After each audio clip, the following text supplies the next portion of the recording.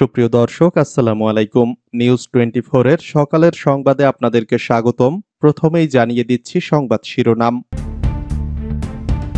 জিহাদকে নিয়ে আনারের দেহাংশের খোঁজ চলছে ভারতে।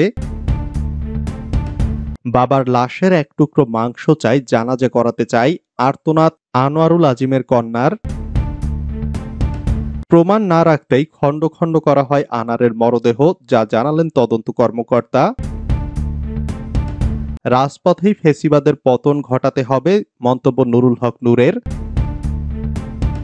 বিদেশি বন্ধুরা ক্ষমতায় বসাবেন, বিএনপির সে স্বপ্ন এখন শেষ, ফখরুলকে বললেন কাদের। ভারতের গণতন্ত্র নিয়ে বলতে গিয়ে বাংলাদেশ, রাশিয়া ও পাকিস্তানের প্রসঙ্গ টানলেন কেজরিওয়াল। শুনছিলেন সংবাদ শিরোনাম। পুরো খবর পেতে ভিডিওটি শেষ পর্যন্ত দেখুন।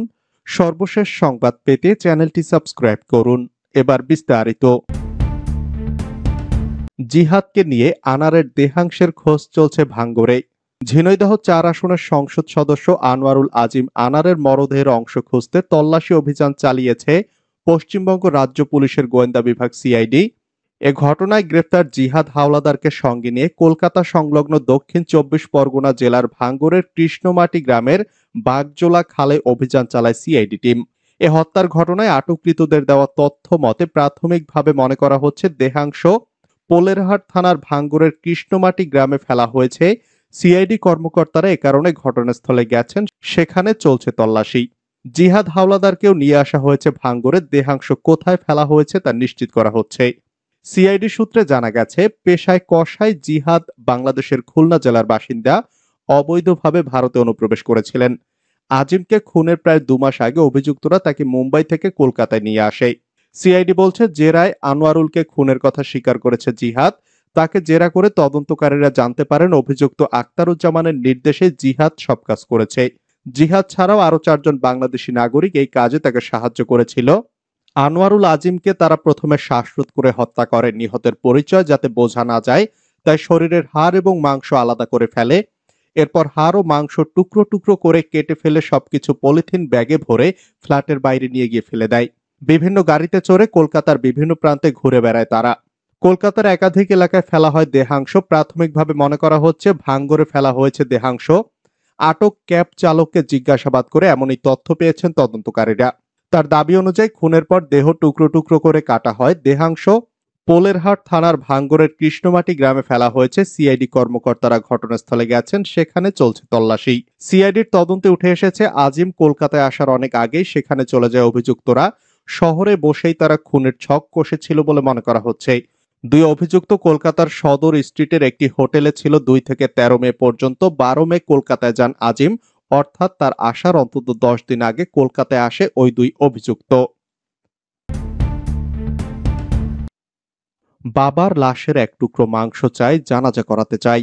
আমার বাবার লাশের এক টুকরো মাংস চাই, যে মাংসের টুকরো ছুঁয়ে দেখতে পারি, সে মাংসের টুকরোকেই বাবা মনে করে জানাজা করাতে চাই। কান্নাজড়িত কণ্ঠে কথাগুলো বলেছেন চিকিৎসার জন্য ভারতের কলকাতায় গিয়ে নৃশংসভাবে হত্যার শিকার হওয়া ঝিনাইদহ ৪ আসনের সংসদ সদস্য আনোয়ারুল আজিম আনারের কন্যা মুমতারিন ফেরদৌস ডোরিন।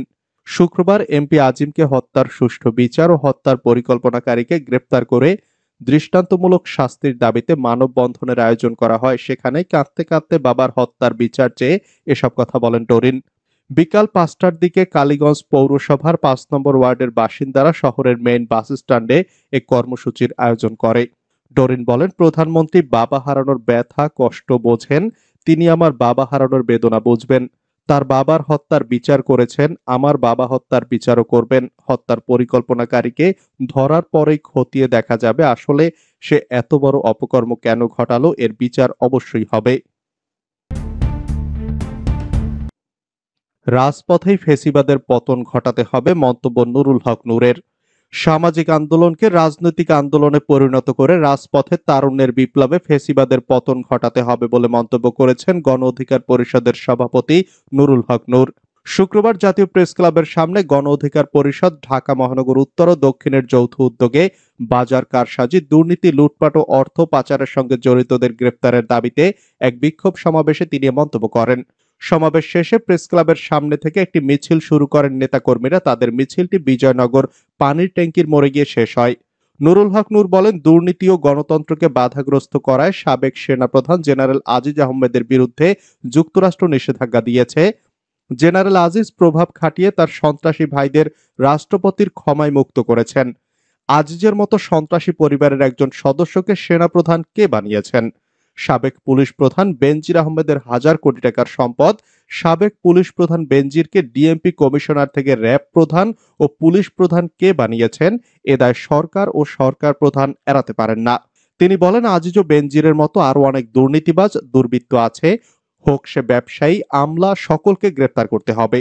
রাজনৈতিক আন্দোলনের পাশাপাশি দুর্নীতি, লুটপাট ও দুর্বৃত্তায়নের বিরুদ্ধে সামাজিক আন্দোলন গড়ে তুলতে হবে। সামাজিক আন্দোলনকে রাজনৈতিক আন্দোলনে পরিণত করে রাজপথে তারুণ্যের বিপ্লবে ফেসিবাদের পতন ঘটাতে হবে। তার জন্য রাজপথের সাহসী নেতৃত্ব প্রয়োজন।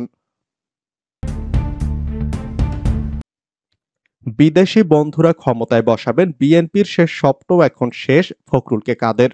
বিএনপির মহাসচিব মির্জা ফখরুল ইসলাম আলমগীর প্রসঙ্গে আওয়ামী লীগ সাধারণ সম্পাদক এবং সেতুমন্ত্রী ওবায়দুল কাদের বলেছেন, তার মানসিক ট্রমা ভয়ঙ্কর পর্যায়ে।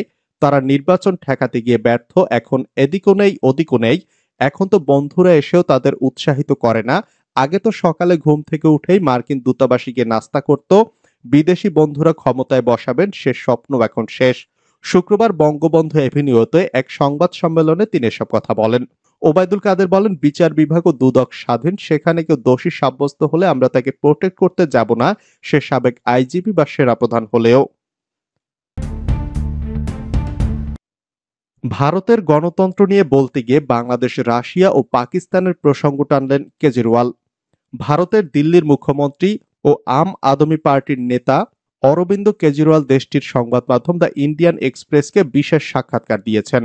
তার সাক্ষাৎকারটি শুক্রবার প্রকাশিত হয়েছে। সাক্ষাৎকারে তিনি তার কারাগারে যাওয়া, ভারতের গণতন্ত্র, নির্বাচন সহ বিভিন্ন বিষয়ে কথা বলেছেন। তার সাক্ষাৎকারে তাকে সাংবাদিক প্রশ্ন করেন, প্রধানমন্ত্রী হিসাবে মোদির তৃতীয় মেয়াদ কেমন হতে পারে বলে আপনার মনে হয়? জবাবে কেজরিওয়াল বলেন, তারা সংবিধান পরিবর্তন করবে এবং দেশ স্বৈরাচারের দিকে যাবে। হয় দেশে কোনো নির্বাচন হবে না, নয়তো রাশিয়ার মতো নির্বাচন হবে, যেখানে পুতিন হয় সব বিরোধীকে কারাগারে পুরে রেখেছেন বা তাদের হত্যা করেছেন, এরপর নির্বাচন হয় এবং তিনি 87% ভোট পান। বাংলাদেশে শেখ হাসিনা সবাইকে কারাগারে রেখে বিপুল ব্যবধানে জিতেছেন।